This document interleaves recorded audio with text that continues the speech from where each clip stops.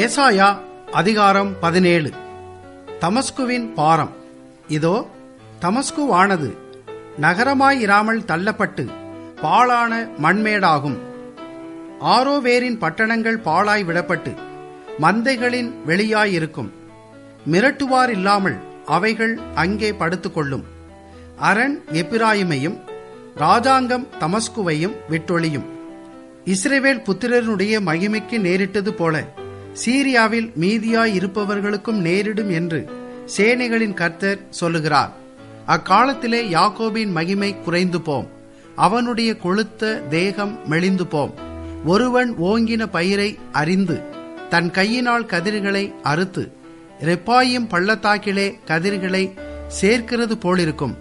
ஆனாலும் ஒலிவ மரத்தை உழுக்கும்போது நுனிக்கொம்பிலே 2-3 காய்களும், காய்க்கிற அதன் கிளைகளிலே 4-5 காய்களும் மீதியாயிருப்பது போல அதிலே பின் பறிப்புக்கு கொஞ்சம் மீதியாயிருக்கும் என்று இஸ்ரவேலின் தேவனாகிய கர்த்தர் சொல்லுகிறார். அக்காலத்திலே மனுஷன் தன் கைகளின் கிரியையாகிய பீடங்களை நோக்காமலும் தன் விரல்கள் உண்டு பண்ணின தோப்பு விக்கிரகங்களையும் சிலைகளையும் நோக்காமலும் தன்னை உண்டாக்கினவரையே நோக்குவான். அவன் கண்கள் இஸ்ரவேலின் பரிசுத்தரையே நோக்கிக் கொண்டிருக்கும். அக்காலத்திலே அவர்களுடைய அரணான பட்டணங்கள் இஸ்ரவேல் புத்திரருக்கு மீதியாய் வைக்கப்பட்ட தலையைப் போலவும் நுனி கொம்பை போலவும் ஆகி பாழாய் கிடக்கும். உன் பலமாகிய கண்மலையை நீ நினையாமல் உன் இரட்சிப்பாகிய தேவனை மறந்தாய். ஆதலால் நீ நேர்த்தியான நாற்றுகளை நட்டாலும் அந்நிய தேசத்து கன்றுகளை வைத்தாலும் பகற்காலத்திலே உன் நாற்றை வளரவும் விடியற்காலத்திலே உன் விதையை முளைக்கவும் பண்ணினாலும் பலனை சேர்க்கும் நாளிலே துக்கமும் கடும் வேதனையுமே உங்கள் அறுப்பாயிருக்கும். ஐயோ, கடல்கள் கொந்தளிக்கிறது போல கொந்தளிக்கிற அநேக ஜனங்களின் திரளும், பலத்த தண்ணீர்கள் இறைகிறது போல இறைகிற ஜனக்கூட்டங்களின் அமளியும் உண்டாயிருக்கிறது. ஜனக்கூட்டங்கள் திரளான தண்ணீர்கள் இறைகிறது போல இறைந்தாலும் அவர்களை அவர் அதட்டுவார். அவர்கள் தூரமாய் ஓடிப்போவார்கள். மலைகளிலே காற்றினால் பறக்கடிக்கிற பதரை போலவும் சுழல் காற்றிலே அகப்பட்ட துரும்பை போலவும் துரத்தப்படுவார்கள். இதோ, சாயங்காலத்திலே கலக்கம் உண்டாகும். விடிய காலத்துக்கு முன் அவர்கள் ஒளிந்து போவார்கள்.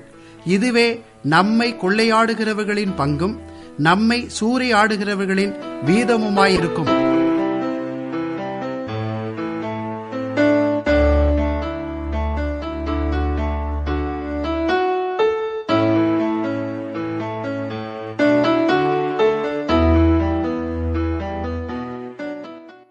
ஏசாயா 17 காரங்களையும் நாம் சிந்திக்கப் போகிறோம்.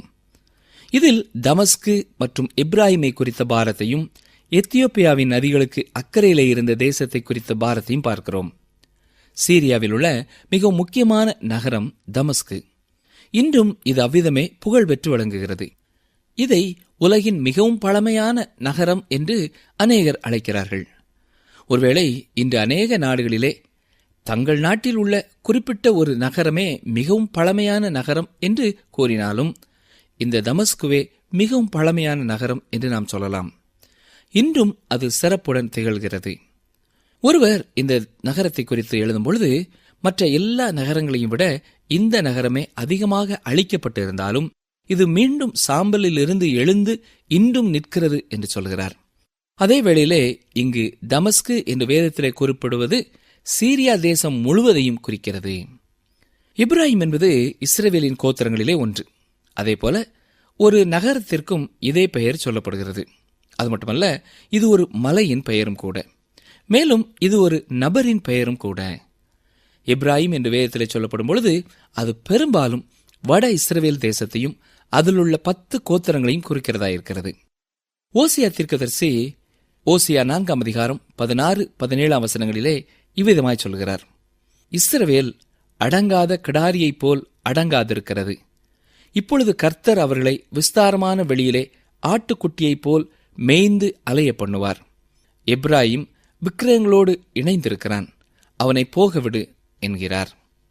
நாம் இந்த பகுதியிலே ஏசாயா 17 அதிகாரத்திலே தமஸ்குவின் பாரத்தையும் எப்ராயிமின் பாரத்தையும் குறித்து பார்க்கிறோம். இன்னொரு விதமாக சொல்ல வேண்டுமென்றால் சீரியா மற்றும் இஸ்ரவேல் தேசத்தை குறித்த பாரம். நீங்கள் வேதத்தை கவனித்து பார்ப்பீர்கள் என்றால், யூதாவிற்கு எதிராக செல்வதற்காக இந்த சீரியாவும் இஸ்ரவேல் தேசமும் கூட்டணி அமைத்து செயல்பட்டதை கண்டுகொள்ளலாம். ஆகவே சீரியாவின் மீதும் இஸ்ரவேல் தேசத்தின் மீதும் தேவனுடைய நியாய தீர்ப்பு அல்லது பாரம் இங்கே சொல்லப்படுகிறது. ஆம் பிரியமானவர்களே, இஸ்ரவேலின் கூட்டணிகளுக்கும் நியாய தீர்ப்பு உண்டு. விசுவாசிகளுடன் நட்பு கொண்டுள்ள அவிசுவாசிகளுக்கும் அதிக நியாய தீர்ப்பு உண்டு. ஏனென்றால் விசுவாசியின் வாழ்க்கையிலே காணப்படுகின்ற இயேசு கிறிஸ்துவை அறிந்தும் அவன் அவிசுவாசத்திலேயே நிலைத்திருக்கிறபடியினால் அவனுக்குரிய தண்டனை அதிகமாகும். இயேசு கூறுவது போல, எவனிடத்தில் அதிகம் கொடுக்கப்படுமோ அவனிடத்தில் அதிகம் கேட்கப்படும். நம்முடைய வாழ்க்கையிலையும் ஆண்டவர் அதிகமான காரியங்களை கொடுத்திருப்பார் என்றால், நம்மிடத்திலேயும் அதிகமாக அவர் எதிர்பார்க்கிறார். அதை நாம் ஒரு பொழுதும் மறந்து போகக்கூடாது. ஏசாயா 17 அதிகாரம் 1 வசனம் பாருங்கள். தமஸ்குவின் பாரம், இதோ தமஸ்குவானது நகரமாயிராமல் தள்ளப்பட்டு பாழான மண்மேடாகும். தமஸ்கு பாழான மண்மேடாகும் என்று இங்கு வசனம் சொல்கிறது. இதை பார்க்கும்போதே இந்த வசனம் இன்னும் நிறைவேறவில்லையே என்று நாம் கூறலாம். ஏனென்றால் தமஸ்கு இன்றும் நின்று கொண்டிருக்கிறது. அநேக தீர்க்க தரிசனங்கள் உடனடியாகவும், சில சற்று காலத்திற்கு பின்பும், இன்னும் சில இறுதி நாட்களிலேயும் நிறைவேறக்கூடியதாயிருக்கிறது. ஆகவே இது பின்னதொரு நாளிலே நிறைவேறக்கூடியது. ஒரு சில வேத வல்லுநர்கள் மற்றும் ஒரு கருத்தை நம் முன்வைக்கிறார்கள். வரலாற்று ஆசிரியர்கள் பழைய இடங்களை நமக்கு குறிப்பிட்டு அடையாளப்படுத்தி தருவதிலே மிகவும் துல்லியமாக இருப்பார்கள் என்று சொல்ல முடியாது. ஏனென்றால் குறிப்பிட்ட காலத்திற்கு முன்புள்ள வரலாறு முறைப்படி எழுதப்படவில்லை. இன்று தமஸ்கு காணப்படுகிற இடத்திற்கு அருகிலேயே பழைய நகரங்களின் அழிவு சின்னங்கள் காணப்பட வாய்ப்பிருக்கிறது. அதுவே பழைய தமஸ்குவாக இருக்கும். ஏனென்றால் இப்பொழுது இருக்கிற தமஸ்கு பழைய நகரத்தின் அழிவு மீதே கட்டப்பட்டிருக்க வாய்ப்பில்லை.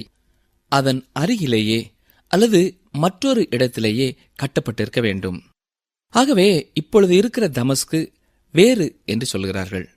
பழைய நகரம் அழிந்து விட்டதால் தீர்க்க தரிசனம் நிறைவேறிவிட்டது என்று இவர்கள் சொல்கிறார்கள். மற்றும் ஒரு கருத்தையும் கவனியுங்கள். இந்த தமஸ்கு நகரம் ஒருவேளை பல ஆபத்தான சூழ்நிலைகளை சந்தித்திருந்த போதும் அது அழியவில்லை. பல படையெடுப்புகளையும் இயற்கை அழிவுகளையும் சந்தித்த போதும் இதனையெல்லாம் தாண்டி நின்று கொண்டிருக்கிறது. அவ்வாறு இன்று வரை அது பழைய நகரமாக நின்று கொண்டிருந்தாலும் மகா உபத்திரவத்தின் நாட்களிலே அது நிற்கப் போவதில்லை. அது அப்பொழுது முற்றிலும் அழிக்கப்படும் என்று சொல்கிறார்கள். ஏசாயா கூறுவது போல அது நகரமாயிராமல் தள்ளப்பட்டு பாழான மண்மேடாகுமாம். எனவே இந்த தீர்க்க தரிசனம் அப்பொழுது நிறைவேறுகிறதாக இருக்கிறது என்று இந்த வேத வல்லுநர்கள் சொல்கிறார்கள். தேவனுடைய தீர்க்க தரிசனம் மற்றும் வசனங்கள் அப்படியே நிறைவேறும் என்பதிலே எந்தவித சந்தேகமும் இல்லை.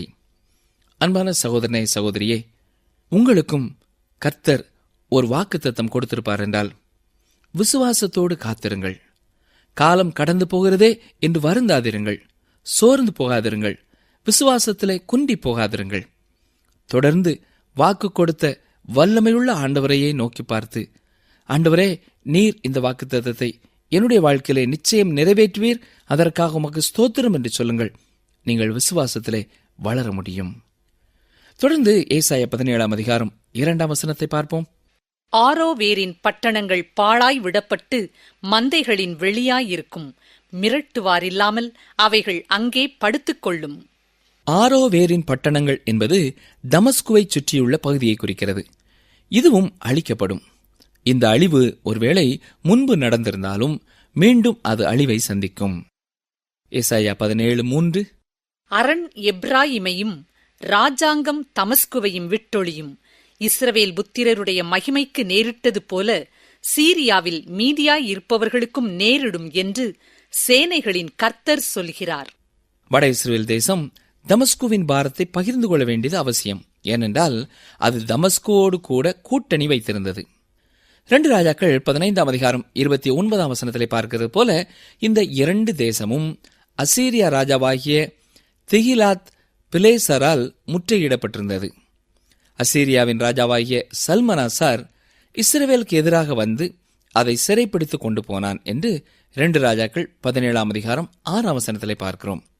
இது ஏசாயா தீர்க்கதரிசியின் வார்த்தைகளிலே பாதி நிறைவேறியதை காண்பிக்கிறது. மீதியான வார்த்தைகள் இனி நிறைவேறுகிறதா இருக்கின்றன. ஆனால் இதை சிலர் முழுமையான நிறைவேறுதல் என்று சொல்லுகிறார்கள். ஏசாயா கூறியது போல முழுவதும் நிறைவேறிற்று என்பது அவர்கள் கருத்து.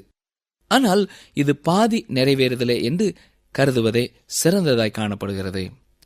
தேவன் இவ்வாறு பாதி பகுதியை நிறைவேற்றி விடுவதன் மூலமாக முழுவதுமாக இது நிறைவேறும் என்பதை நமக்கு உறுதிப்படுத்துகிறார். அநேக வேளைகளிலே நம்முடைய வாழ்க்கையிலேயும் இவ்வாறு அவர் நாமே அறிந்து கொள்ளும்படியாக செயல்படுகிறார். இந்த அதிகாரத்தில் மீதியுள்ள வசனங்கள் தேவனுடைய நியாய தீர்ப்பின் நிறைவேறுதலை குறித்து சொல்லுகிறது. இதை குறித்தும் நாம் சுருக்கமாக பார்ப்போம். 10ஆம் வசனத்தை பாருங்கள். உன் பலமாகிய கன்மலையை நீ நினையாமல் உன் இரட்சிப்பாகிய தேவனை மறந்தாய். ஆதலால் நீ நேர்த்தியான நாற்றுகளை நட்டாலும் அந்நிய தேசத்து கன்றுகளை வைத்தாலும். இங்கே ஏசாயா தீர்க்கதரிசி வட இஸ்ரவேல் தேசத்தோடு பேசிக் கொண்டிருக்கிறார். அவர் கூறிய யாவும் இன்று நிறைவேறிவிட்டன. மற்ற வசனங்களிலே நாம் பார்ப்பது போல இதிலேயும் ஆவிக்குரிய பாடம் உண்டு. இன்றைய நாட்களிலே இஸ்ரவேல் தேசத்திலே அநேக அழகான மரங்கள் வளர்க்கப்பட்டிருக்கின்றன. லெபனானின் காடுகள் அழிக்கப்பட்டாலும் இன்னும் அநேக மரங்கள் இங்கே காணப்படுகின்றன. ஒலிவ மலையும் மரங்களால் நிறைந்திருக்கின்றன. ஆனால் துருக்கியர்களின் கட்டுப்பாட்டின் கீழ் பாலஸ்தீனம் இருந்தபோது அதன் காடுகள் அழிக்கப்பட்டன. முதலாம் உலகப் போருக்கு பின்னதாக இங்கிலாந்து அரசு அநேக மரங்களை நடும் இயக்கத்தை துவங்கியது. இதே கொள்கையில் இஸ்ரவேல் தேசம் இப்பொழுதும் தொடர்ந்து பின்பற்றி செயல்படுகிறது. எனவே அநேக மரங்கள் நடப்படுகின்றன. ஆகவே ஏசாயாவின் தீர்க்க தரிசனம் அங்கே நிறைவேறிக் கொண்டிருக்கிறது.